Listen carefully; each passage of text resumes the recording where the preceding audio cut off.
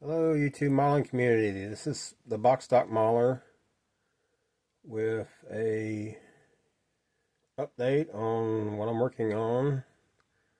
Doing the 1/16 scale NASCAR Ford Thunderbird driven by Cale Yarborough. I had started this a couple days after his passing this year. And since I got the Budweiser kit car done, I've gone back to this. I'm also doing a little work occasionally on the Richard Petty Salvinos.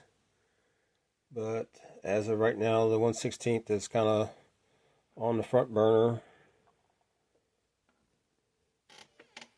The engine turning out pretty good.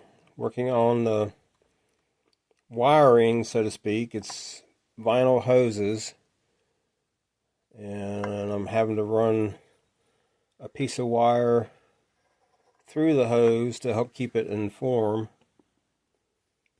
But it's coming along okay. Chassis, I don't know, it's questionable on what color it was supposed to be. Something was telling me black and the inside being orange, so that's what I'm going to do, and that's what I'm going to stay with. If you don't like it, well, that's fine. It's my model. All that matters is I like it.